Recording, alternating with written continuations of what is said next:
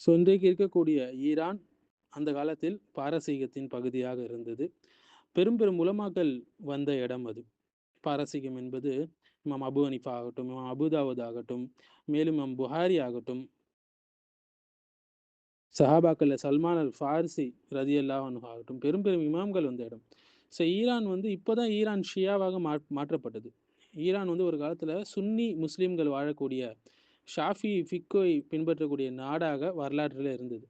Iran பெரும்பாலும் சுன்னி முஸ்லீம்கள் அஹ்லு சுன்னா வல் ஜமாவுடைய முஸ்லீம்கள் நாடாக இருந்தது. எப்படி மாற்றப்பட்டது ஷியாவாக?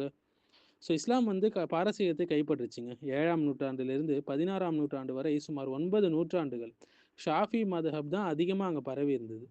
ஈரான் வந்து ஒரு 12 இமாம்கள் ஷியா கோட்பாடு நாடாக மாறியது ஒரு இயல்பான மாற்றம் அல்ல, டக்குன்னு நடந்த ஒரு விஷயம் இல்லை. மாறாக இது பெரும்பாலும் சஃபவியாக்களுடைய அரசி ஆட்சி காலத்தில் அரசருடைய கட்டாய மதம் மாற்ற நடவடிக்கைகளால் மாற்றப்பட்ட ஒரு விஷயம் தான் இது. சுன்னி முஸ்லீம்கள்லேருந்து ஷியா முஸ்லீம்களாக கட்டாயமாக மாற்றப்பட்டாங்க. ஸோ சஃபவியாக்கள் காலத்திற்கு முன்னாடி சுன்னி முஸ்லீம்கள் தான் அங்கே பெரும்பான்மையாக இருந்தாங்க.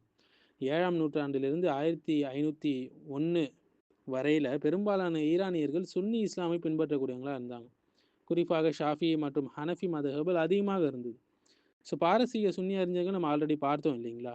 இமாம் புகாரி எல்லாம் இருக்கிறாங்க, சஹீல் புகாரி எழுதினவங்க, முஸ்லீம் இருக்கிறாங்க, சஹி முஸ்லீம் எழுதினவங்க, இமாம் அபுதாவுத் நம்ம பார்த்தோம். ஸோ இந்த பட்டியல் மட்டுமே பாரசீகத்தில் சுன்னி முஸ்லீம்கள் சிறந்து விளங்குனாங்க என்பது நமக்கு நிரூபணம் ஆகுது. ஹதீஸ் கூட வந்திருக்கு இல்லைங்களா? ஈமான் வந்து இந்த நட்சத்திரம் தூரம் அளவு இருந்தாலும் என்ன செய்வாங்க? பாரசீக மக்கள் வந்து அதை அடைந்து கொள்வாங்கன்னு சொல்லி ஹதீஸ் இருக்கு. இது இன்றைக்கு இருக்கக்கூடிய ஈரான் ஷியா நாட்டை பற்றி குறிக்கல, அப்போ இருந்த நல்ல அறிஞர்களை பற்றி குறிக்கிறது. ஸோ ஷாஃபி மதப்படி ஆதிக்கம் எப்போ வந்தது பார்த்தீங்கன்னா, பல நகரங்களில் ஷாஃபி மதம் மிகவும் பரவலாக இருந்துச்சு.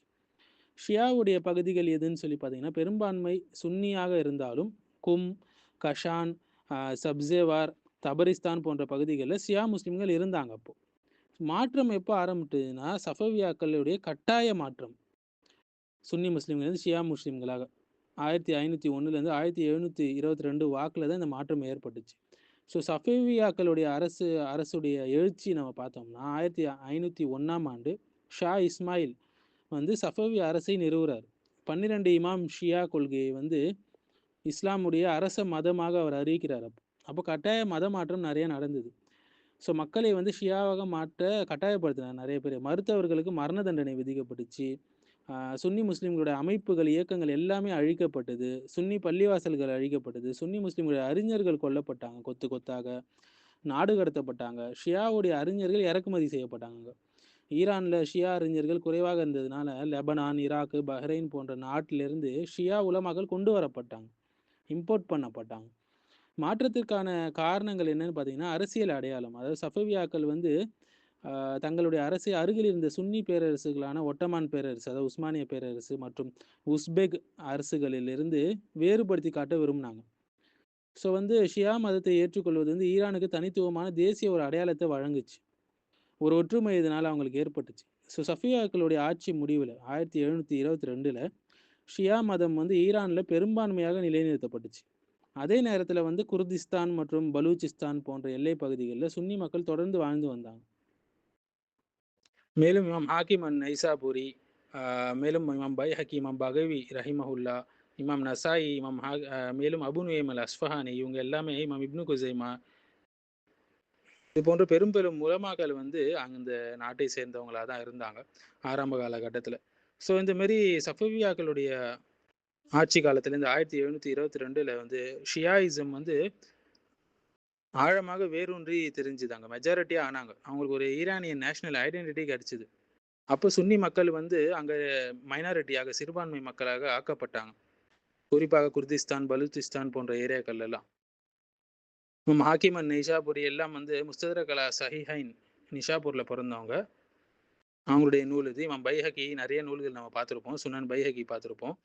பைஹக் வந்து பாரசீகத்தில் இருக்கக்கூடிய ஒரு இடம். இமாம் பகவி ரஹிமுல்லா வந்து ஷர்ஹு சுன்னா, மிஷ்காத்துல் மசாபிஹ்லாம் அவங்களுடைய நூல்களாக இருக்கிறது. இமாம் இப்னு குசைமா வந்து சஹி இப்னு குசைமா எழுதியிருக்கிறாங்க. இமாம் அபு நைம் அல் அஸ்ஃபானி ஹில்யத்துல் அவுலியாலாம் எழுதியிருக்கிறாங்க. இஸ்ஃபஹானில் பிறந்தவங்க.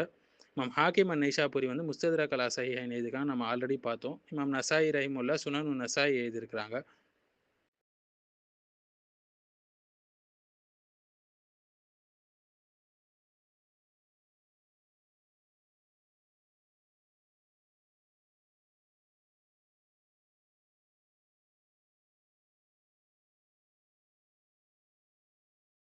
ஸோ இந்த மேப் பார்த்தீங்கன்னா உங்களுக்கு தெளிவாக விளங்கிடும். சஃபவியாக்களுக்கு முன்னாடி எப்படி இருந்தது ரிலீஜியஸ் மேப் ஆஃப் ஈரான்.